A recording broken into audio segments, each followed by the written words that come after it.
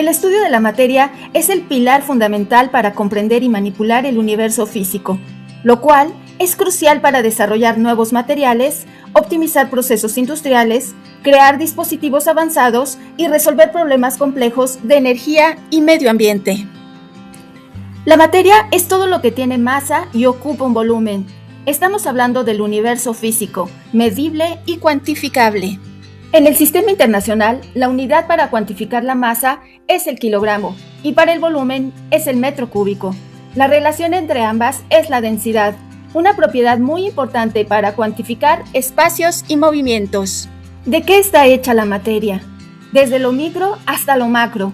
El átomo como unidad más pequeña, pasando por moléculas que son conjuntos de átomos, generando materiales y produciendo productos. Los materiales son seleccionados de acuerdo a su estructura atómica, dado que sus propiedades son distintas. Los metales, que son excelentes conductores de calor y la electricidad, contra los polímeros, que son aislantes.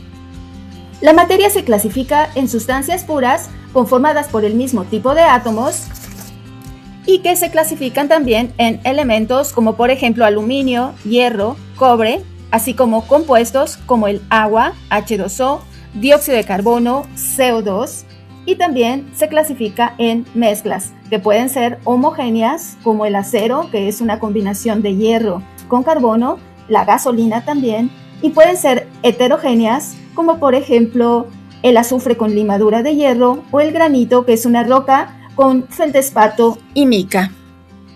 Las propiedades de la materia se clasifican en dos: las propiedades físicas y las propiedades químicas. Hablando específicamente de las propiedades físicas, tenemos una máquina que tiene masa, que ocupa un volumen, que resiente cambios, que es la inercia, que puede tener espacios, que es la porosidad, y que se puede desarmar, que es la divisibilidad. Un ejemplo muy útil en donde aplicamos propiedades físicas es el cálculo de la carga útil en camiones, conociendo el volumen y la masa. La carga útil de un camión se calcula restando la tara, es decir, el peso del vehículo vacío con combustible y líquidos, de la masa máxima autorizada, con siglas MMA, que también se conoce como peso bruto vehicular, o PBV. La carga útil, entonces, es la diferencia entre la masa máxima autorizada menos la tara, MMA menos tara. Esta capacidad incluye el peso de la mercancía, el conductor y los pasajeros. La MMA es el peso máximo del camión cargado y debe estar en la tarjeta de inspección técnica o en una tarjeta en la puerta del conductor. Aquí, por ejemplo, tenemos una imagen donde nos determinan la MMA para un vehículo. Aquí tenemos un ejemplo práctico. Tenemos como datos que la masa máxima autorizada para este vehículo es de 850 libras y que tiene una tara de 200 kilogramos. Entonces, ¿cuál es la carga útil? Recuerda que una libra es equivalente a 454 gramos. Aquí tenemos otro ejemplo de una propiedad física muy interesante, el cálculo del cubicaje de carga, que no es otra cosa que el cálculo del volumen que ocupa una mercancía para optimizar el espacio de transporte. Tenemos como dato en nuestro ejercicio práctico que disponemos de 300 cajas. Cada una de estas cajas tiene un volumen estipulado de acuerdo a sus medidas de 0.35 metros de largo por 0.45 metros de ancho por 0.50 metros de alto. Si efectuamos esa multiplicación, vamos a obtener un volumen por caja de 0.078 metros cúbicos, que al multiplicarla por las cajas totales, que son 300, tendremos un volumen de 23.625 metros cúbicos totales. Si el contenedor estándar tiene un volumen de 33 metros cúbicos, al efectuar la división del volumen de las cajas entre el contenedor, tendríamos 0.71. Multiplicado por 100 nos da un 71% de ocupación. Aquí nosotros tenemos que saber que debemos dejar un aproximado de un 30% del espacio para poder manejar la carga. Las propiedades físicas también nos permiten calcular la optimización del espacio bis peso. Supongamos que una empresa envía componentes metálicos dentro de cajas estándar. El objetivo es enviar 10.000 unidades en un contenedor estándar. Disponemos de varios datos conocidos. El primero es el embalaje. La caja de cartón estándar tiene medida de 30 por 30 por 30 centímetros, dando como volumen 27,000 centímetros cúbicos. Otro de los datos es la capacidad de carga, que es de 10 piezas por caja. También disponemos de la información de la capacidad del contenedor, que es de 10 palets, y que cada palet tiene un área de 18,000 centímetros cuadrados. Como datos adicionales, sabemos que el peso por unidad es de 0.5 kilogramos y que el peso de la caja vacía es de 0.2 kilogramos. Lo primero que vamos a hacer es obtener el número de cajas que se puede transportar por palet. Para esto, vamos a dividir el área del palet, 18,000 centímetros cuadrados, entre el área de la caja de cartón estándar, que sería de 900 centímetros cuadrados, para dar un total de 20 cajas. Si sabemos que la capacidad de carga es de 10 piezas por caja y las multiplicamos por las 20 cajas obtenidas, entonces nos van a dar 200 piezas por cada palet. Y sabiendo que la capacidad del contenedor es de 10 palet, entonces multiplicamos las 200 piezas por palet por los 10 palet, nos da 2,000 piezas por cada contenedor. Si la empresa desea enviar 10,000 unidades, entonces vamos a necesitar dividir estas 10,000 unidades entre las 2,000 piezas por contenedor, dándonos un total de 5 contenedores. No nada más nos debemos de quedar con esta información. ¿Qué les parece si hacemos una acción de optimización rediseñando la caja? ¿Les parece que hagamos cajas o calculemos volúmenes de cajas como prismas hexagonales, cuya altura es de 30 centímetros y lado 15 centímetros? Bueno, el cálculo del área de la caja está dado por la fórmula 3 raíz de 3 entre 2 multiplicado por el lado elevado al cuadrado. Vamos a efectuar las operaciones. Primero vamos a calcular el área con la fórmula 3 raíz de 3 entre 2 por 15 elevado al cuadrado, obteniendo 584.56 centímetros cuadrados. Ahora vamos a calcular el número de cajas, dividiendo el área del palet, 18,000 centímetros cuadrados, entre el área que acabamos de calcular, obteniendo 30.79 cajas por cada palet. Esta cifra la vamos a redondear a 31 cajas por cada palet, recordando que la capacidad de carga es de 10 piezas por caja. Si lo multiplicamos por la cantidad de cajas obtenidas por palet, vamos a obtener 310 piezas por cada palet. A sabiendas que la capacidad del contenedor es de 10 palet, entonces vamos a tener 3,100 piezas por cada contenedor. Si la empresa desea enviar 10,000 unidades, entonces dividimos esas 10,000 unidades entre las 3,100 piezas, nos vamos a obtener una cantidad de 3.2 contenedores. Como podemos observar, el uso ineficiente del espacio aumenta los costos, por lo que ajustar las dimensiones del embalaje es crucial. Así que un buen rediseño de la caja ahorra bastante espacio, como nos dimos cuenta. Otra de las cosas que debemos de ver es el cambio de material, porque eso nos puede ayudar a disminuir el peso. Si se reemplaza el cartón grueso por cartón corrugado de alta resistencia, podemos reducir el peso de la caja en un 50%.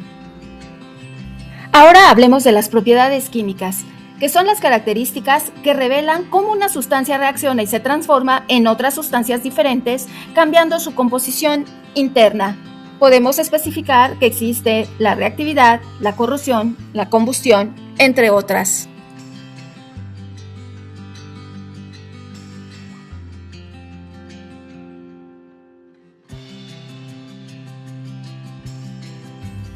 Aquí tenemos varias propiedades químicas que generan reacciones químicas.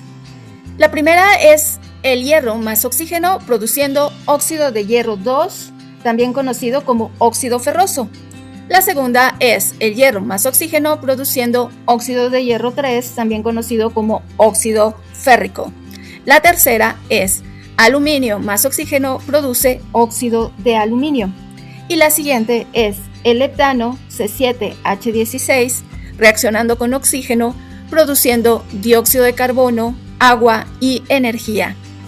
Aquí es bien importante observar que las reacciones no están balanceadas, es decir, que no se cumple la ley de la conservación de la materia, por lo que hay que balancear cada una de ellas. Como dato adicional te puedo comentar que la gasolina está formada por diferentes compuestos, pero entre los principales tenemos al heptano C7H16, y el octano, C8H18. El octanaje indica la cantidad de octanos que presenta. Mientras mayor sea el porcentaje de octanos presentes en la mezcla, va a permitir que los motores de alta compresión funcionen de manera más eficiente y segura.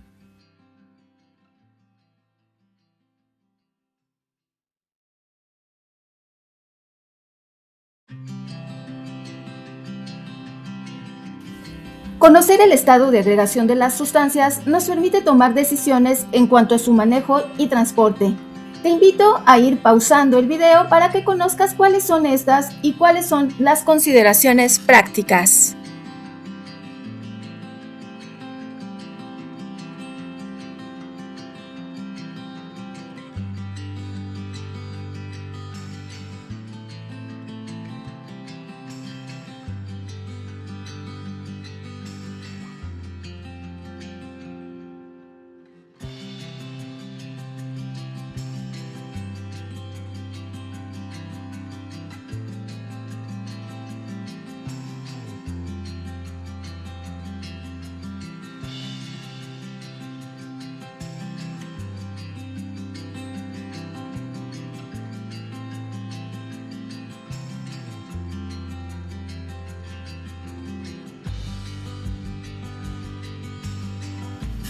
La materia puede cambiar de estado dependiendo de la temperatura, presión o el volumen a la que es sometida. Te invito a ir pausando la presentación para conocer cuáles son estos cambios.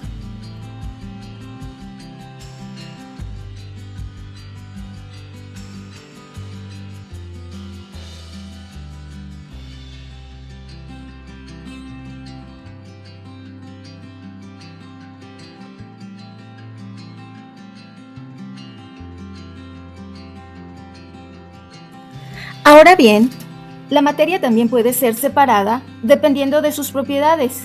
Estas se clasifican en separaciones mecánicas, por cambio de estado, por diferencias químicas y por separaciones avanzadas y especializadas.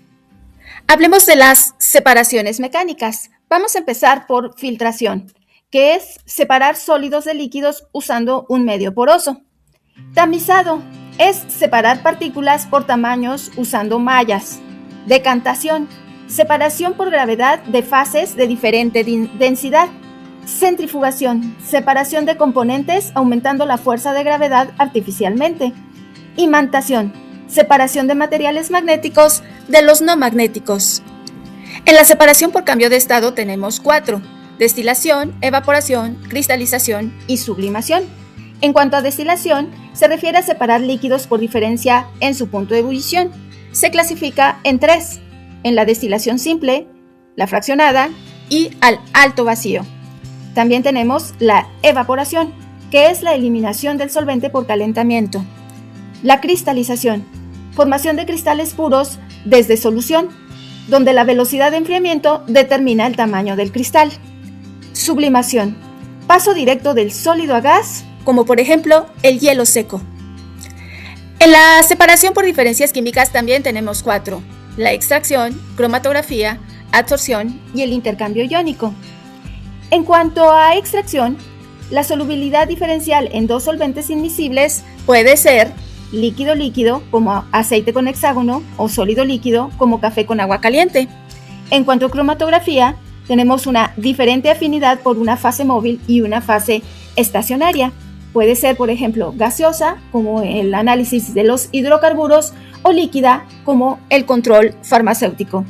En cuanto a absorción, tenemos la retención en superficies absorbentes, como por ejemplo carbón activo para purificar el agua.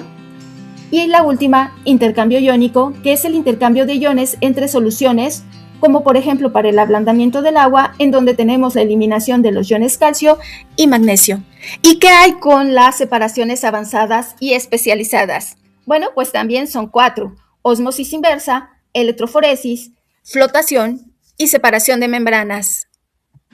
La ósmosis inversa se refiere a aplicar presión para revertir flujo osmótico natural, como por ejemplo la desalinización del agua de mar. La electroforesis se refiere a la movilidad diferencial en campo electrónico, como por ejemplo para análisis de ADN. La flotación se refiere a la separación de minerales valiosos de la ganga, por ejemplo, las partículas de aire que arrastran partículas hidrofóbicas. Y la separación de membranas, que en sí es una permeabilidad selectiva por medio de ultrafiltración, nanofiltración o microfiltración. Separar no es solo dividir, es crear valor al aislar componentes útiles. Conocer la materia permite optimizar procesos. Cada propiedad tiene implicaciones prácticas. La clasificación correcta mejora seguridad y eficiencia. La estructura determina la aplicación.